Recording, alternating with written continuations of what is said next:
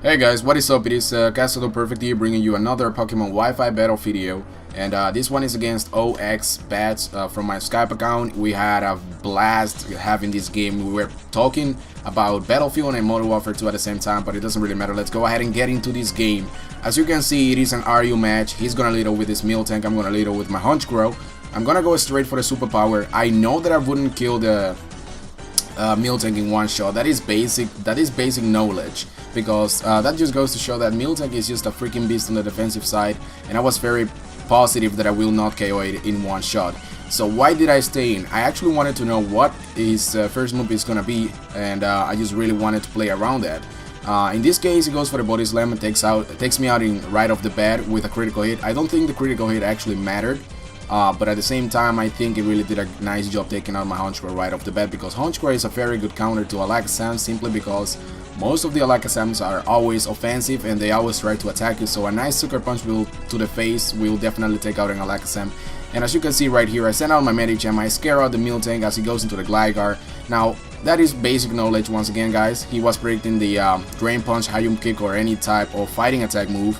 So I actually went for the Drain Punch. I actually fell into his trap, but at the same time I had Ice Punch. I was pretty much prepared for the Gligar to come in. So I actually take out the Gligar, and I was also very confident about my Medicham's defenses that I will at least take one Sucker Punch if that Honchkrow is not Life Orb or Choice Banded. So I basically stayed in and went for a nice Ice Punch, and I actually took out two of his Pokemons with my Medicham. Medicham did a great job right there. Now I was gonna bring out the Bright Fairy or something like that. I don't remember the name of that bird. But in any case, he's gonna go for the U-turn, as you can see, and I'm gonna send out my cool kid to just take that, or take whatever he wants to throw at me, and go ahead and set up the Stealth Rocks. Now, why did I set up the Stealth Rocks at this late of the game? Well, basically, the reason behind all this is because I saw he's got a Flying type Pokemon on his team, he's got a Lapras, and he probably just got an Alakazam which is Focus Sashed. Now, I know most of the Alakazams nowadays are running Magikarp, which basically negates the the damage taken from like Stealth Rocks and Toxic and Burn and stuff like that. It doesn't affect those Pokemons, but at the same time, I really wanted to get my Stealth Rocks up just in case, you know. So what's gonna happen here? My Kingler is gonna be on the field, and I'm gonna go for the Rock Slide just for its super effective damage. Unfortunately, I'm not gonna be able to quite take out the Lapras because the Rock Slide is not stabbed by Kingler. So he's gonna roar me out into the Slowking as he goes for the Toxic, and I set up a Nasty Plot. Now the reason being for why I actually set up a Nasty Plot was because I wanted to hit this Lapras really hard, and knowing that I would probably take him out in one shot, but unfortunately that just goes to show that the special defense of Lapras is just a beast of a special defense, and it can take hits all day long. As long as they are not super effective, Lapras is a nice tank to use. Anyways, I'm gonna go ahead and send out, well actually I got Roar out I believe into the Cool Kid, and I'm gonna go ahead and trick the Choice Scarf into that Lapras. Now the reason being for why Lapras can still use another move other than Roar that it used in the previous turn is because in the 5th generation that has changed. You are no longer stuck on the previous move that you used after you get tricked. So that means after you get tricked and you get the Choice Scarf, you are locked into the move that you used in the same turn that you got tricked on. So that is a very nice change for a 5th generation game. So my Slowpoke, or Slowking basically, comes back into the field as I go ahead and set up another Nasty Plot, and I am getting cold. Wait a second. Alright, so I'm back into the battle, and as you can see I go for another Psychic. Well basically that's what I tried to do, and he goes for the Scald first, and I'm gonna finish him off with a Psychic, which is pretty good. Now I only have to worry about 2 Pokemons left on his team, and those are, I believe, the Bird one and Alakazam so far.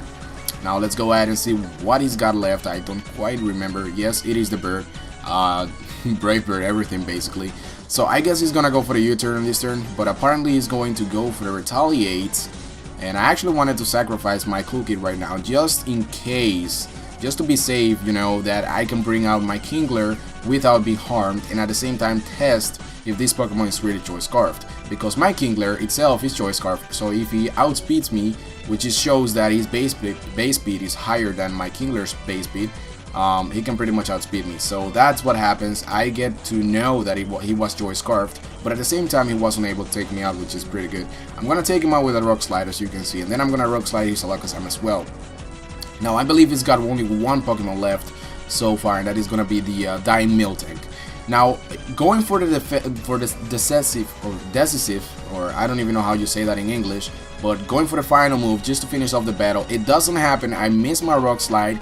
which is like, why did this happen to me? Why? But anyways, he's gonna finish me off with a body slam, which is pretty good for him.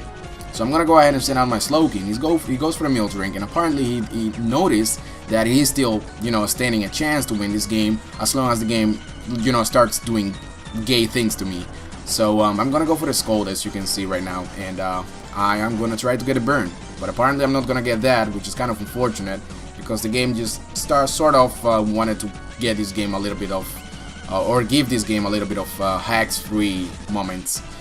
Except for the one at the very beginning when he got like a critical hit on my Hunch Girl, but it doesn't really matter, guys. I'm gonna go ahead and set up my Nasty Plot, knowing that the Skull is really not doing anything against that Miltank, and at the same time I'm just gonna start Scolding on the same time, basically because I want to get a burn. I could go for the Psychic and do even more damage and actually take out this Miltank in 2 hits, if not 1, after the Nasty Plot, but I was getting really greedy and I really wanted to get a burn now. As you can see, the Skull did about 38% or something like that, or even more, 42% or something like that. And definitely a Psychic is way more powerful than a Scold, so I would guess that the Psychic would definitely be able to take out a Miltank in one shot from that range. But at the same time, once again, I was just way too greedy and I really wanted to get that burn. And I was just laughing at myself at this point because I just could not believe that this guy is not getting burned at all. He's like being the luckiest guy ever, because every time that I use Scold on the very first one or even on the second one, I always get a burn. Now with this guy, I actually hit him 4 times with a Scold, and it is not giving me the burn, which is kind of unfortunate. Now remember the poison, or actually the toxic that he got on me with the Lapras, and that is gonna be enough to actually kill me on the next turn, because you know toxic damage always increases every turn that passes by, so this time it's gonna finish me off in one shot. So it was basically stalling me until I died from the poison, and it actually really worked out in the end for him. So I'm gonna send out my Toro, and it is a 1v1 situation. If the Rock Climb doesn't kill the Miltank, I'm gonna be done for. But luckily my Toro pulls through, and the game ends at a score of 1v0. I actually win this game with 1 Pokemon left, and I hope you guys enjoyed this video. Make sure to leave a comment, rate the video, and I'll be checking you guys on my next video. Peace.